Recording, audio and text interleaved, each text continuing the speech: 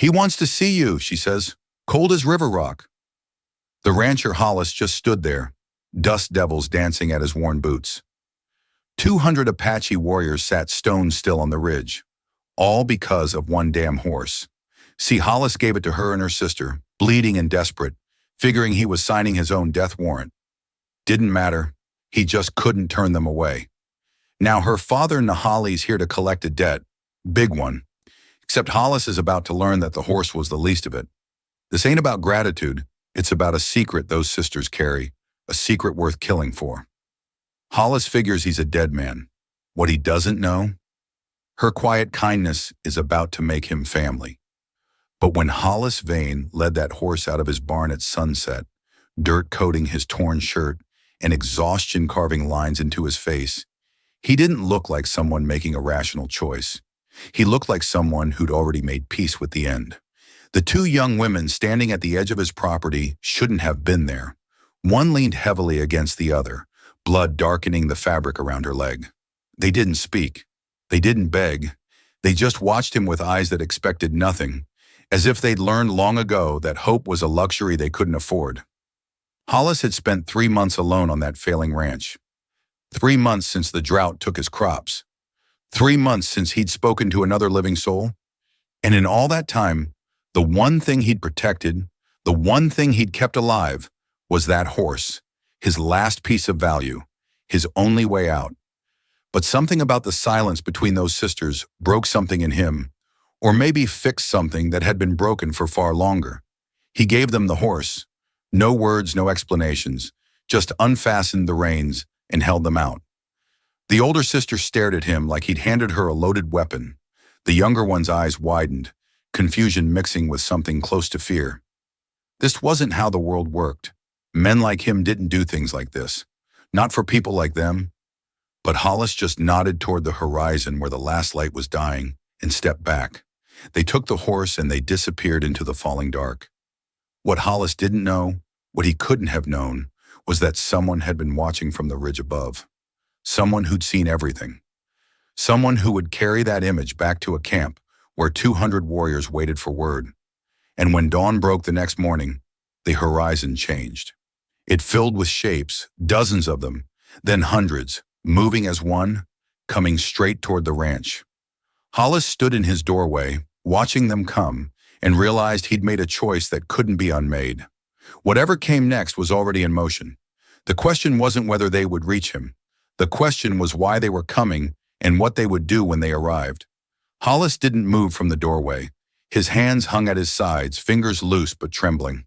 The rifle leaned against the frame behind him, within reach but untouched. He'd known this moment would come. Some part of him had known it. The instant he'd handed over those res, the shapes on the horizon grew larger, taking form. Riders, too many to count. They moved in formation, disciplined and deliberate. The sound reached him before he could make out individual faces, the thunder of hooves against hard earth, rhythmic and relentless. His throat tightened. 3 months of isolation, and now this. He thought about running, but there was nowhere to go. The ranch stretched out behind him, broken fences and dying land. The barn where the horse had been stood empty, its door hanging crooked on rusted hinges. He'd given them his only means of escape. Hollis pressed his palms against the doorframe, steadying himself. The sun climbed higher, harsh and unforgiving, throwing long shadows across the property. Dust rose from the approaching riders like smoke, obscuring details. He squinted, trying to see.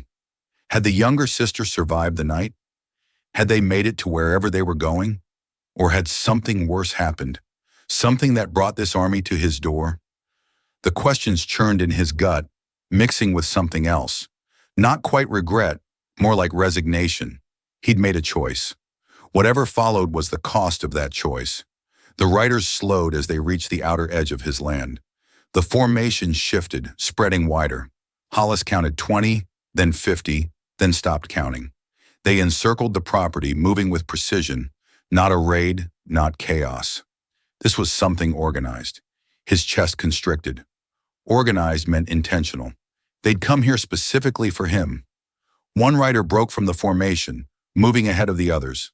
The figure sat tall, wrapped in leather and fabric that caught the wind.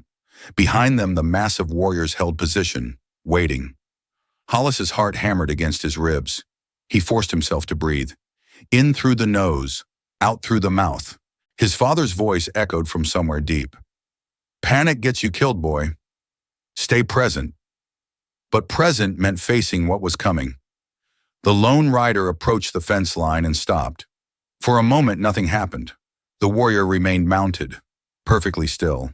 Then slowly they dismounted. Hollis felt his muscles lock. Every instinct screamed at him to reach for the rifle. Instead, he stepped out from the doorway, moving into the open where he could be seen clearly. If this was the end, he wouldn't meet it hiding. The warrior walked forward, crossing into the yard. The sun caught the side of their face, and Hollis's breath caught. It was the older sister, Ka. She moved differently now. The exhaustion that had weighed her down the night before was gone, replaced by something harder. She walked like someone who belonged exactly where she was, but it was her eyes that stopped him cold. They weren't filled with gratitude. They weren't soft with relief. They were measuring him, calculating, weighing something he couldn't name. She stopped 15 ft away, close enough to speak, far enough to remain cautious. Hollis waited. His throat felt like sand. Ka didn't smile. She didn't thank him. She just stood there studying him with an intensity that made his skin prickle. Behind her, the massive warriors remained motionless, watching. Finally, she spoke, her voice carrying across the space between them. He wants to see you. Not a request, a statement. Hollis swallowed hard. Who? Ka's expression didn't change. The one you gave the horse to is his daughter. You took something from him without asking. Now he'll decide what that means. The words landed like stones in his chest. Behind Ka, the formation parted. A single rider emerged from the center, moving forward with deliberate slowness. The figure was broader than the others, commanding. Even from a distance, Hollis could feel the weight of authority radiating from him. Ka turned slightly, gesturing toward the approaching rider. That's Nahali, and you're about to learn what happens when you interfere with his family. Nahali moved like water across stone, smooth, inevitable, unstoppable. His horse stepped carefully, hooves striking the hard ground in measured rhythm. As he drew closer, details emerged that made Hollis's pulse quicken. The man was older than he'd expected. Gray threaded through black hair that fell past his shoulders. Scars marked his arms, visible even from a distance, lines that told stories of survival. But it was his face that held Hollis frozen, weathered, hard, and completely unreadable. Hollis forced himself to stand straight. His legs felt weak, but he locked his knees. Running wasn't an option. Begging wouldn't help. Whatever judgment was coming, he'd face it standing. Na stopped 20 ft away and dismounted in one fluid motion. He landed without sound, feet planted wide. For several seconds, he simply looked at Hollis. Not with anger, not with curiosity, with something closer to assessment, like a man examining an object whose purpose he didn't yet understand. Hollis's mouth went dry. He wanted to speak to explain, but the words stuck in his throat. What could he possibly say? That he'd felt sorry for them? That he couldn't stand by and watch? That something in him broke when he saw that younger sister bleeding? None of it would matter, not to a father who just learned a stranger had touched his family's fate. Now walked forward, each step deliberate. He stopped within arm's reach, close enough that Hollis could see the deep lines around his eyes, the set of his jaw, the way his breathing remained perfectly controlled. Up close, the man was even more imposing, taller than Hollis by 2 in, broader through the shoulders. Everything about him spoke of strength that came from decades of necessity, not choice. You gave them the horse. Nahali's voice was low, graveled, but clear. English, spoken with careful precision. Hollis nodded. His voice came out rougher than intended. Yes. Why? The question landed like a challenge. Hollis felt the weight of 200 warriors watching from behind Nahali. One wrong word, one perceived insult, and this ended badly. But lying felt worse than dying. They needed it more than I did. Nahali's eyes narrowed. You knew who they were. No. You knew what giving away your last animal meant. Hollis's jaw tightened. Yes, and you did it anyway. It wasn't a question. Hollis said nothing. Nahali took another step forward, closing the distance until they were almost chest to chest. This close, Hollis could see the faint tremor in the older man's hands, not from fear or weakness, but from something restrained, something held tightly under control. My daughter told me what you did, Nidita, the younger one. She would have died without that horse. They were being hunted. 3 men following them since dawn. If they'd been caught on foot, he didn't finish. He didn't need to. Hollis felt something shift in his chest.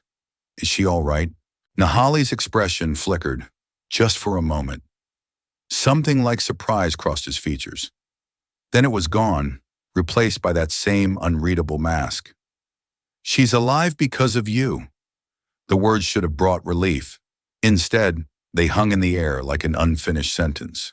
Nah turned slightly, glancing back toward the warriors. Then he looked at Hollis again, and this time, there was something different in his gaze, something that made Hollis's stomach drop. 3 men were tracking my daughters. They were found this morning, half a day's ride from here. Hollis waited, tension coiling in his gut. They'd been asking about a rancher, white man living alone. They wanted to know if he'd seen 2 Apache women. They were going to come here next. The implication hit like a fist. Those men had been headed to his ranch looking for the sisters. If Hollis had kept the horse, if he'd sent the women away on foot, they would have been caught and he would have been questioned. Maybe worse. You didn't just save my daughters, Nahali said quietly. You made yourself a target. Behind him, the warriors shifted, not threateningly, more like anticipation. Nahal stepped back, creating space. His hand moved to his side and Hollis's entire body went rigid. But Nahal didn't draw a weapon. Instead, he reached into the leather pouch at his belt and pulled something out. A piece of worn fabric. No, a strip of leather, braided and old with markings Hollis didn't recognize. Nahal held it out. You'll need to come with us. Hollis stared at the offered item, his mind racing. Come with you, where? Nahali's expression remained unchanged. Those men had friends. More are coming. They know you helped my daughters. If you stay here, you won't survive the week. The weight of that statement settled over Hollis like frost. And if I go with you, his voice barely rose above a whisper. Nahali's eyes locked onto his. Then you live long enough to understand what you've done. Hollis had nothing to pack. The few belongings he owned, a spare shirt, a tin cup, a blanket worn thin, fit into a canvas sack that hung light against his shoulder. He took one last look at the ranch, at the structure that had been his for 5 years, and felt nothing. The drought had killed it long before today.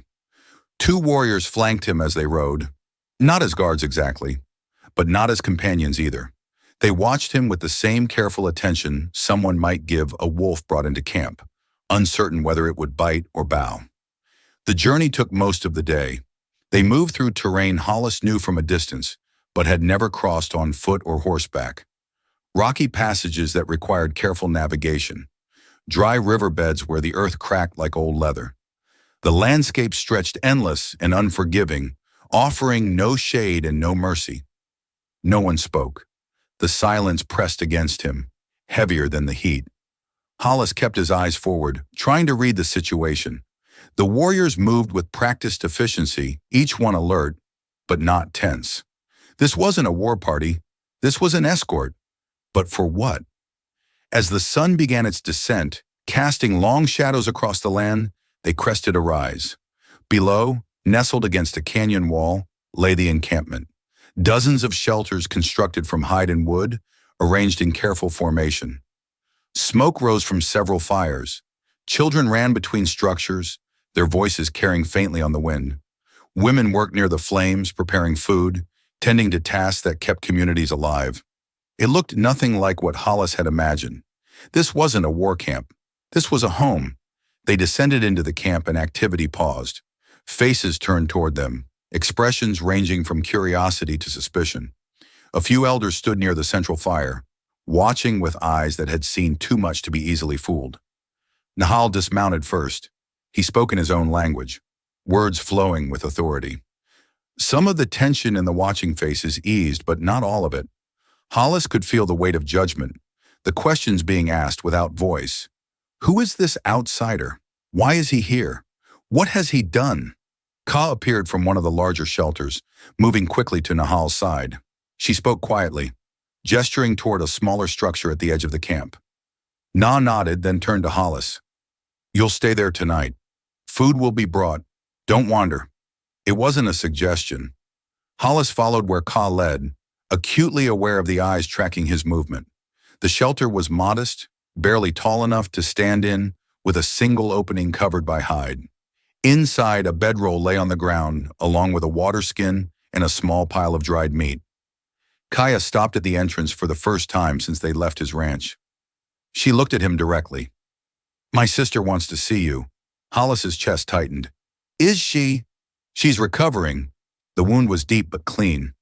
She'll walk again. Ka's expression remained guarded. She doesn't understand why you did it. None of us do. Hollis had no answer to that. He barely understood it himself. Ka studied him for another moment, then spoke again, her voice lower. The men who were tracking us, they weren't random hunters. They worked for someone who has reason to want our father's family dead. The words settled like ice in Hollis's gut. Who? We don't know yet, but they're organized, well-unded, and they won't stop because 3 of their men disappeared. She paused. By helping us, you put yourself in their path. That's why Father brought you here. If you'd stayed at that ranch, they would have found you, and they would have made you talk before they killed you. Hollis felt his hands curl into fists. I didn't ask for protection. No, you didn't ask for anything. That's why you're still breathing. Ka's gaze hardened. My father has seen many white men. Most want land. Some want gold. Others want to prove something. But you, she shook her head slightly, you gave away the one thing keeping you alive, and you asked for nothing in return. That confuses him. And what confuses my father? He studies. Before Hollis could respond, a commotion erupted near the camp's perimeter. Voices raised in alarm. Warriors moved with sudden urgency, grabbing weapons, forming defensive positions. Ka spun toward the sound, body tensing. Stay here. She sprinted toward the disturbance, leaving Hollis alone at the shelter's entrance. Through the gaps between structures, he could see warriors gathering at the camp's edge. Someone was shouting, words indistinct but urgent. Na strode toward the group, his presence commanding immediate attention. Hollis stepped forward despite the order to stay. His pulse hammered in his ears. Something was wrong. He could feel it in the sudden shift of energy, the way even the children had gone silent. A warrior ran into camp, breathing hard. His clothes were torn. Dust and sweat coated his skin. He spoke rapidly to Nahali, gesturing toward the horizon. Nahal's expression darkened. He barked orders, and the camp exploded into controlled chaos. Warriors mounted horses. Elders ushered children into shelters. Women gathered weapons of their own. Hollis caught Ka as she rushed past. What's happening? She jerked her arm free, eyes blazing. They found us. A group of riders, maybe 20, heading this way. His stomach dropped. The men hunting your family? Worse. She looked at him with something close to accusation. They're not just hunting us anymore. They're asking about a rancher, a white man who helped 2 Apache women escape. The implication crashed over him like a wave. They weren't just coming for Nahal's family. They were coming for him too. Nahal didn't waste time with explanations. He moved through the camp, issuing commands, his voice cutting through the rising tension like a blade through fabric. Warriors responded instantly, forming defensive positions along the canyon's edge. Archers took elevated positions. Others created barriers using whatever materials were available. Carts, supply bundles, even saddles stacked strategically. Hollis stood near his assigned shelter, usefulness and helplessness wearing in his chest. He wasn't one of them. He had no place in their defense. But standing idle while people who'd offered him protection, faced danger, felt wrong on a level he couldn't articulate. Ka reappeared, moving with purpose. She thrust a rifle into his hands, his own taken from the ranch. If you know how to use it, use it. If you don't, stay out of the way. Hollis checked the chamber, still loaded. He looked at her. I'm not hiding while others fight because of me. Something flickered in her expression. Not quite respect, but acknowledgement. Then stay close to Father. He'll tell you where to position. She moved away before he could respond. Hollis found Nahali near the center of the defensive formation, speaking with three older warriors. Maps drawn in the dirt showed the canyon's layout, escape routes, vulnerable points. Nahali looked up as Hollis approached, his gaze sharp and assessing. "You know how to shoot?" "Well enough."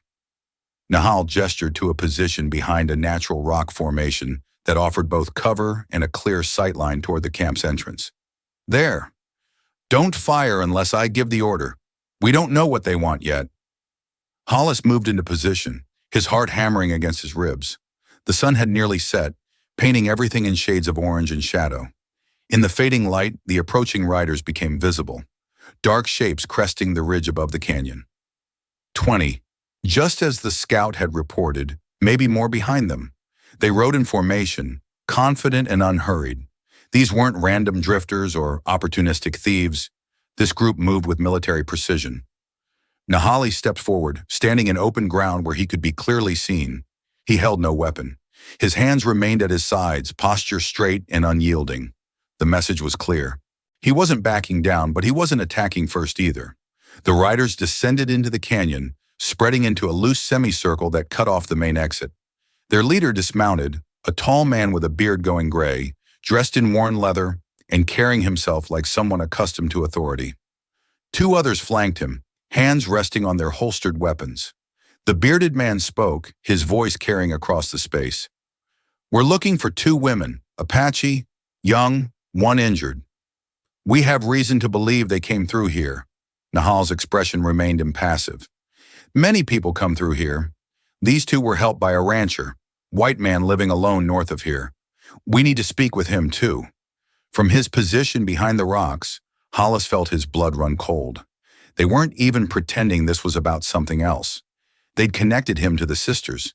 They knew exactly what had happened. Nahali didn't move. "Why do you seek them?" The bearded man's jaw tightened. "That's between us and them. No concern of yours. Everything that happens on this land is my concern." Nahal's voice remained level, but something dangerous edged beneath it. "You ride into my camp, armed, making demands. That makes it my concern." The tension thickened.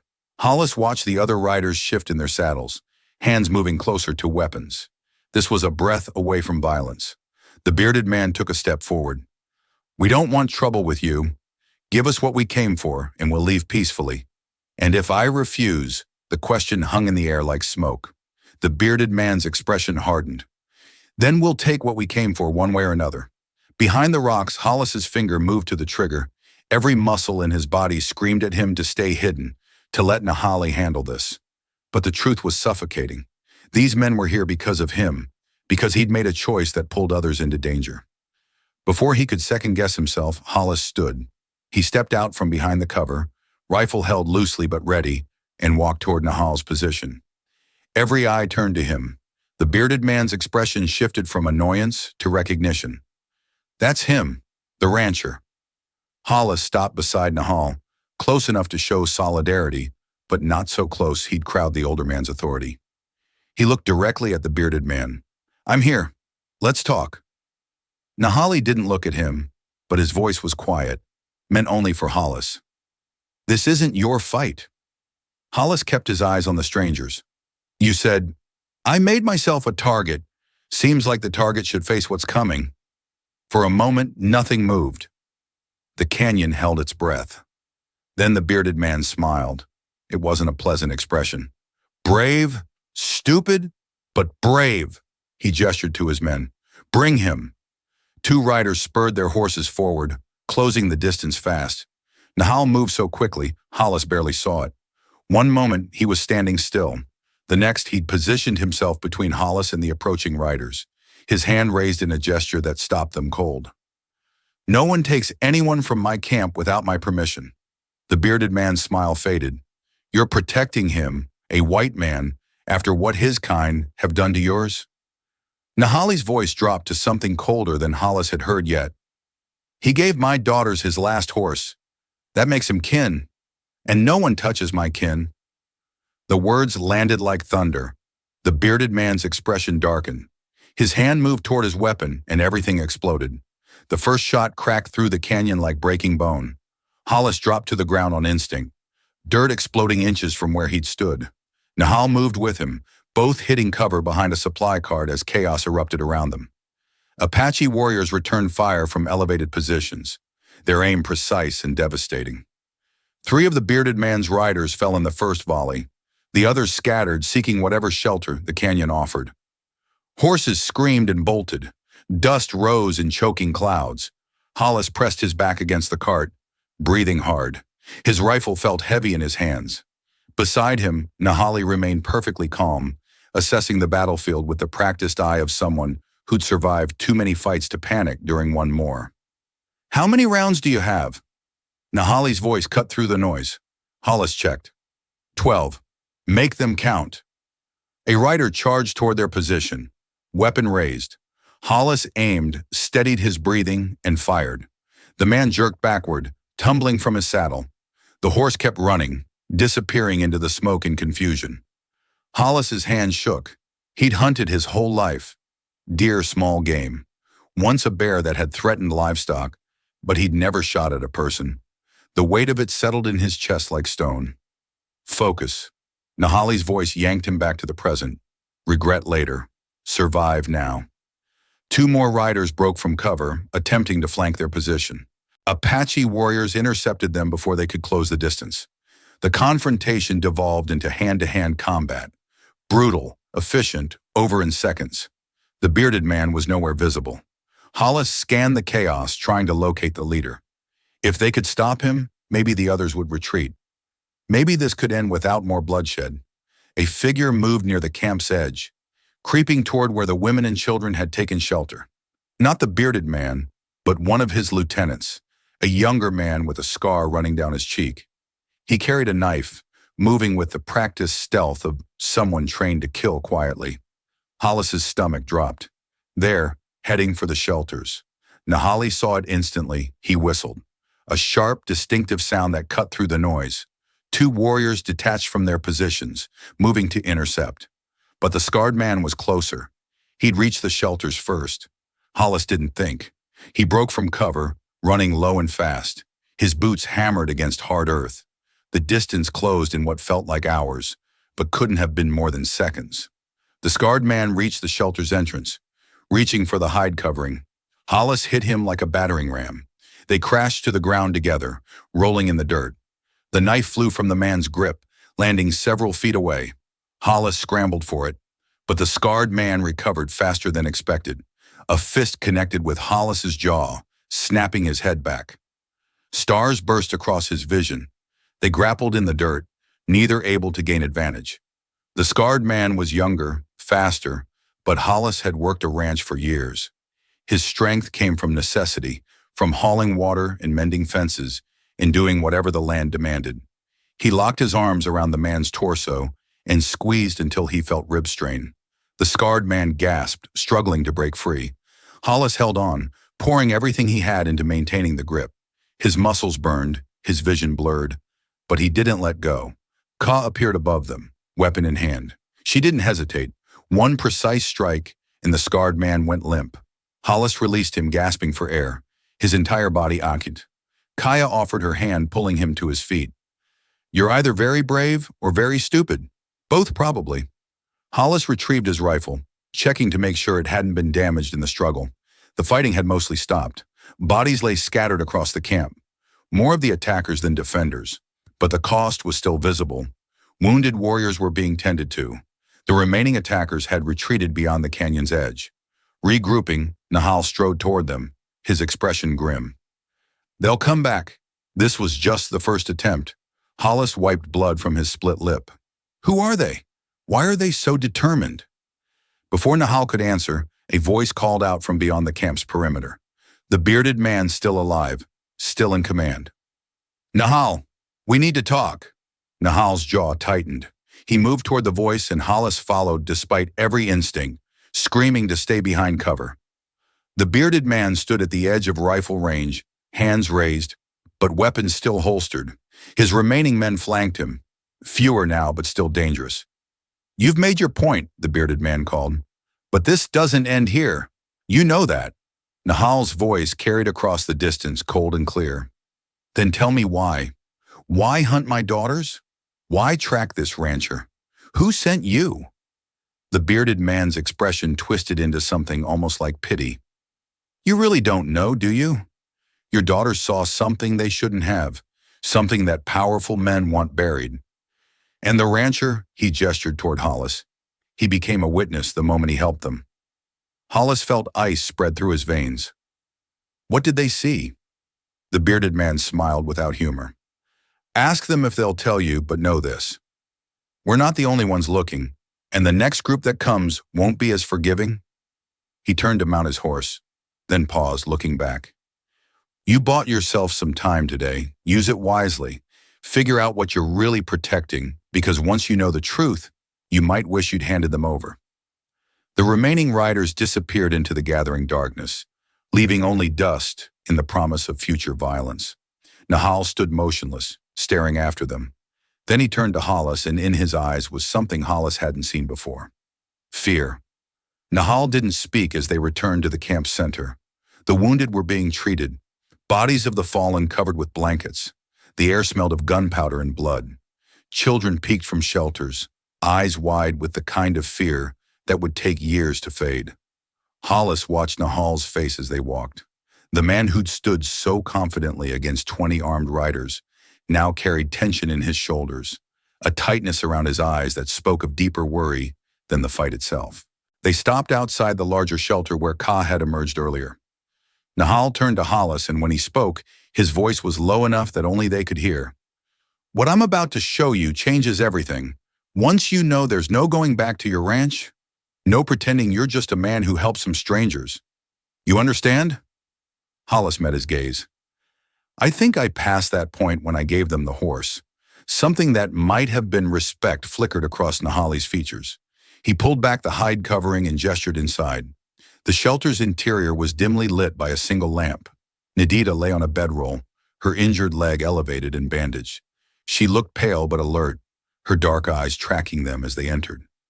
Kaya sat beside her sister, one hand resting protectively on Nadita's shoulder. Nahal knelt near his daughters, his presence filling the small space. Tell him what you saw. Ka's jaw tightened. Father, he needs to know. He's risked his life. He's earned the truth. For a long moment, no one spoke. Then Nadita shifted, wincing at the movement. When she spoke, her voice was quieter than Hollis expected, but steady.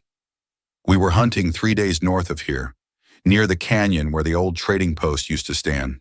She paused, gathering strength. We heard voices. Men. So we stayed hidden, watched from the ridge above.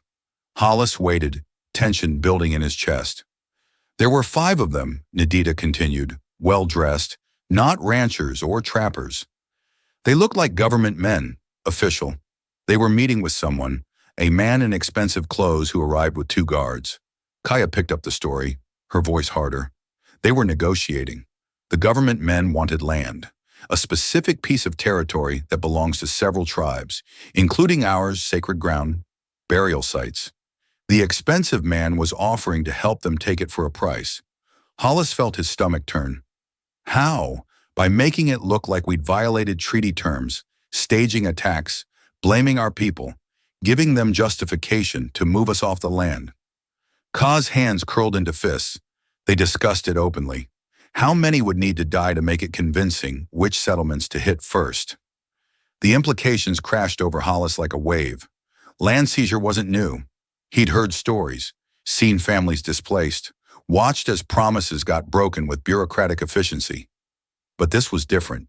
This was premeditated, organized, murder disguised as policy. They saw you. Hollis looked at Nadita. She nodded. One of the guards. He spotted us on the ridge. We ran. They followed. We've been running ever since. Nahal's voice was quiet but carried weight. If they succeed, dozens of families will be forced from land we've held for generations. If we resist, they'll have justification for violence.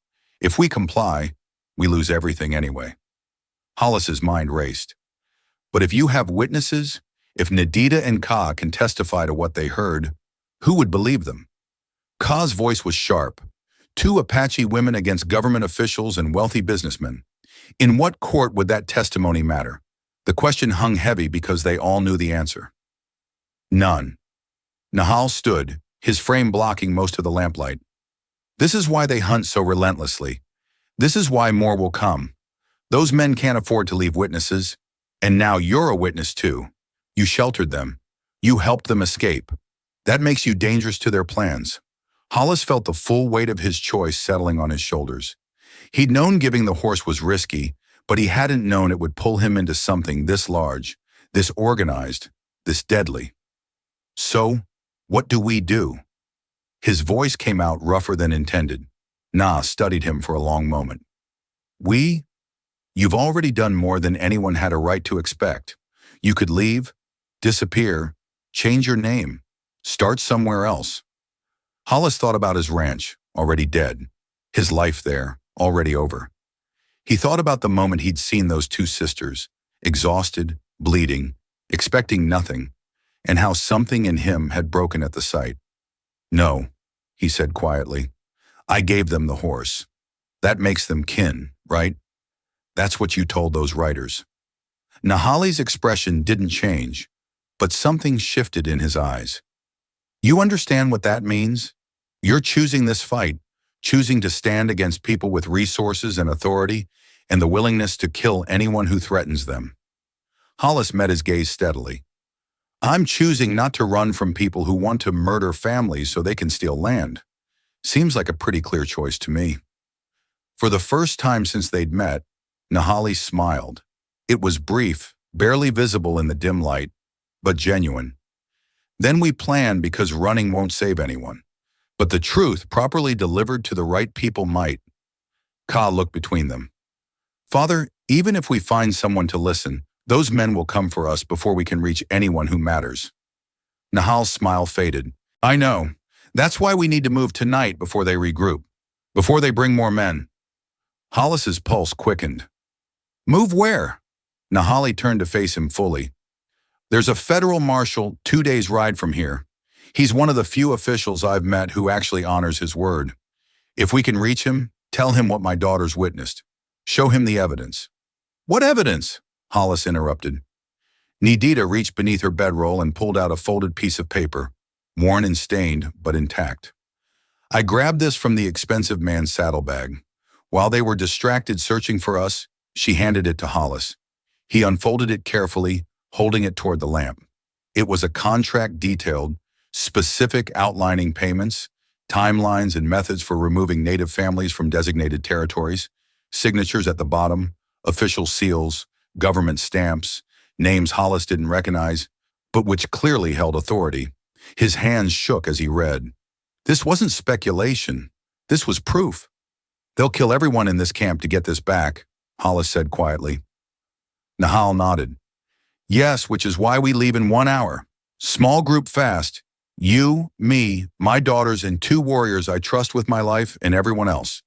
They scatter, hide, make it impossible to track where we've gone. Nahal's voice was firm. It's the only way we get this evidence to the marshal, or everyone dies anyway. Hollis looked at the contract again, at the signatures that condemned people to death for profit.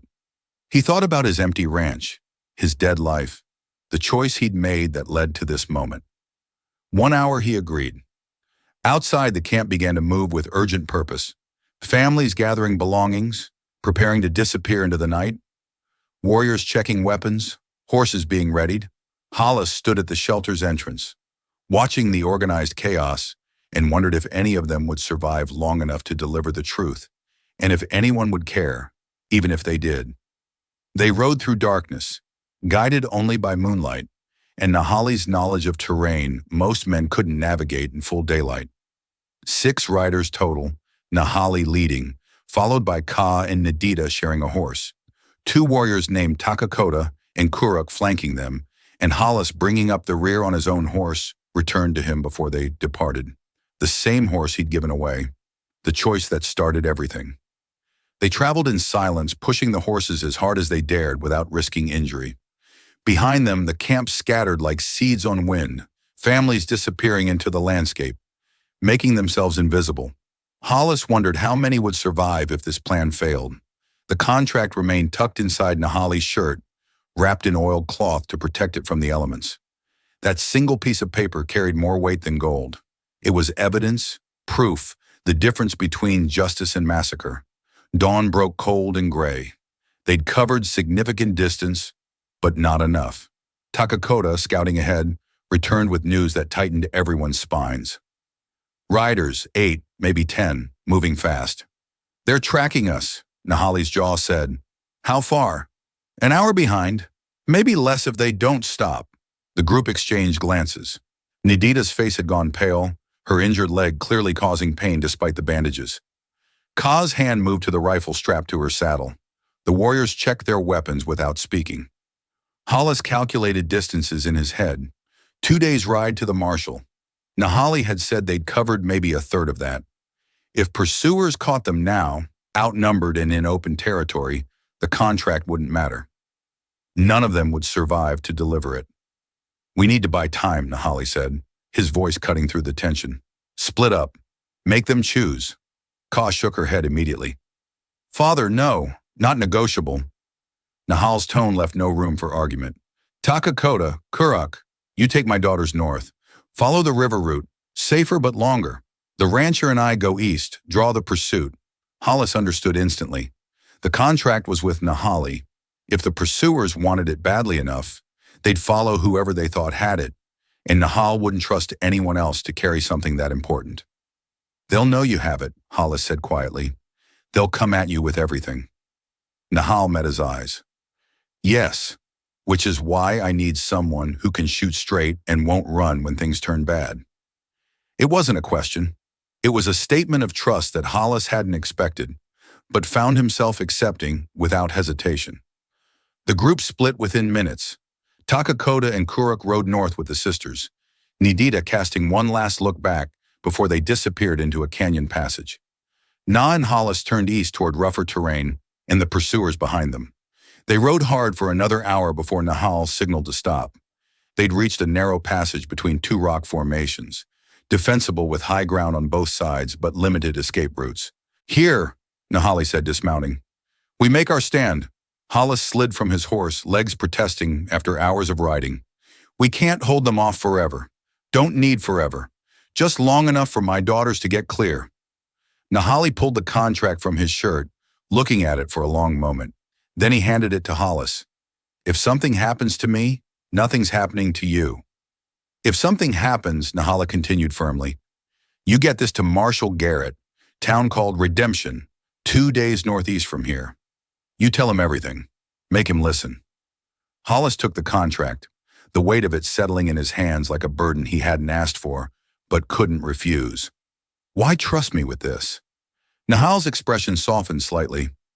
You gave my daughters your last horse. You could have kept it, saved yourself, let them die. Instead, you chose their lives over your own survival. That tells me everything I need to know about who you are. Before Hollis could respond, the sound of approaching riders echoed through the passage. Too many horses, too close. They took positions on opposite sides of the passage, using rocks for cover. Hollis checked his rifle. 8 rounds left. He'd need to make every shot count.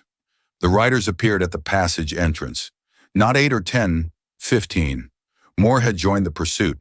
The bearded man led them, his face twisted with determination. He spotted Nahali and Hollis immediately. His voice carried across the distance, sharp and unforgiving. This is your last chance. Give us the contract and you can walk away. Nahali stood, exposing himself fully. Come take it. The response was immediate. Rifles raised. Hollis saw it happening. Saw the bearded man's hand drop. Saw fingers tighten on triggers. Time fractured into individual moments. Hollis fired first, dropping the nearest rider. Nahal's shot followed, precise and deadly, but there were too many. Return fire exploded around them, bullets ricocheting off rock, kicking up dirt and stone fragments. Hollis ducked behind cover, reloading with shaking hands. His heart hammered against his ribs. This wasn't like the camp. There was no reinforcement coming, no warriors to even the odds, just 2 men against 15. A bullet struck near his head, close enough that he felt the displacement of air. He returned fire blindly, forcing the attackers to take cover. Across the passage, Nahali fought with calm efficiency, each shot deliberate. But even he couldn't hold forever. The bearded man called out again, his voice thick with frustration. "You're dying for nothing. That contract won't change anything." Hollis pressed his back against stone, breathing hard. The contract pressed against his chest, safely tucked away. He met Nahal's eyes across the passage. The older man nodded once, a gesture of understanding, of acceptance. They were going to die here, but the contract would survive. The truth would survive. And sometimes that was enough. Hollis raised his rifle, ready for whatever came next. The sound of gunfire from behind the attackers changed everything. Hollis looked up from his cover, confusion mixing with desperate hope. The bearded man's group spun around, caught between two forces. New riders poured into the passage. A dozen men in federal uniforms, led by a man wearing a marshal's badge that caught the morning light. Marshal Garrett had found them first. The bearded man's crew scattered immediately, but there was nowhere to run. The passage offered no escape routes. Within minutes, federal officers had surrounded the remaining attackers. Weapons drawn, orders shouted with the authority of law behind them. Hollis lowered his rifle, legs shaking so badly he had to lean against the rock to stay upright. Across the passage, Nahali emerged from cover, blood on his sleeve, but still standing. Marshal Garrett dismounted, his weathered face grim as he surveyed the scene. He was older than Hollis expected. Gray hair, deep lines around sharp eyes that had seen too much to be easily fooled. He approached Nahali first, recognition clear between them. "Got word you were heading my direction," Garrett said. "Figured if you were making a run for me specifically." The situation was bad. Na's response was quiet but steady. Worse than bad. "We have evidence of government conspiracy to seize tribal lands through manufactured violence." Garrett's expression hardened. He looked at his men securing the prisoners, then back to Nahali. "Show me." Hollis pulled the contract from inside his shirt, hands still trembling from adrenaline. He handed it to the marshal without a word. Garrett unfolded it carefully, reading in silence. With each line, his face grew darker. When he reached the signatures at the bottom, he swore under his breath, a short, vicious curse that carried more weight than anger. "These are federal officials, appointed men." He looked at Nahali. "You understand what this means? The investigation this will trigger. I understand it means families won't be slaughtered for profit." Nahali's voice was firm. "That's enough." Garrett nodded slowly. He turned to Hollis, studying him with the same sharp assessment. "And you are?" "The rancher who gave his horse away and got pulled into all this." Hollis's voice came out more bitter than he intended. Something shifted in Garrett's expression. Not quite sympathy, but understanding. "The report mentioned a white man who helped Nahala's daughters escape. Said you gave them your last means of transportation, knowing it would cost you everything." Hollis said nothing. What was there to say? Garrett folded the contract carefully, tucking it into his coat. "This evidence will be heard in a proper court with proper witnesses. The men who planned this will answer for it." He gestured to the captured bearded man, now being bound by federal officers, "including your friends here, who thought intimidation and murder were acceptable tools." The bearded man's face was ashen. Whatever authority he'd thought he possessed had evaporated the moment federal law arrived. He'd gone from hunter to prey in seconds. Over the next hour, Garrett's men secured the prisoners and took statements. Takakota and Kuruk arrived with Ka and Nadita, having circled back when they heard the gunfire stop. The reunion between Nahali and his daughters was quiet but profound. Hands clasped, foreheads touching, words spoken too softly for others to hear. Ka approached Hollis while her father spoke with the marshal. Her expression was different now, softer. The suspicion that had marked their first interactions had transformed into something else. "My father wants you to come back with us to the new camp, wherever we settle." Hollis looked at her surprised. "I'm not. I don't belong with your people. You gave us your last horse." Ka's voice was steady. "That makes you kin. Father's words, not mine.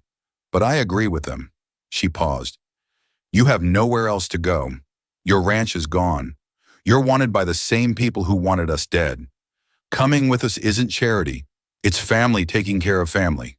The word stuck in Hollis's throat. Family. He'd been alone for so long, he'd forgotten what that felt like. Na joined them, his wounded arm now bandaged. He extended his hand, not a handshake, but a clasp of forearms, warrior to warrior. You gave my daughters your last horse when you had every reason not to. You stood beside me when you could have run. You protected what mattered when it would have been easier to let it burn. His grip tightened. That debt can't be repaid, but it can be honored. You have a place with us for as long as you want it. Hollis felt something break loose in his chest, a knot he'd carried since his wife died, since the drought took everything, since he'd stopped believing in anything beyond survival. I'd be honored, he managed. Marshal Garrett approached, the contract secure in his possession. This will take time, investigations, trials, appeals, but justice will be served. You have my word. He looked directly at Hollis. What you did? Giving up everything for strangers. That took courage most men don't have. The territory needs more people like you. 3 weeks later, Hollis helped construct a shelter in the new camp located on protected land, far from the conspiracy's reach. His hands, calloused from years of ranch work, adapted easily to different construction methods. Children ran past laughing. Elders shared stories by fires. Life continued, resilient and unbroken. Kaya brought him food as the sun set, sitting beside him in comfortable silence. Nita's leg had healed. The trials had begun in distant courts. The contract's evidence had proven irrefutable. And every evening, Hollis would walk to where the horses were kept, finding the one he'd given away and gotten back. He'd run his hand along its neck, remembering the moment he'd made a choice that changed everything. He'd given his last horse to 2 Apache sisters at sunset. At dawn, their father had come with 200 warriors, and Hollis Vane had found something he'd thought was lost forever. A reason to keep going, a place to belong, a family that chose him as surely as he'd chosen them. Sometimes the things you give away come back transformed into exactly what you needed all along. If you enjoyed this story, click the video on your screen now to watch another unforgettable tale from the frontier, where honor and courage collide in ways you never expected. Don't forget to subscribe and consider a super chat to help us keep bringing you more stories like these. Your support means everything to us.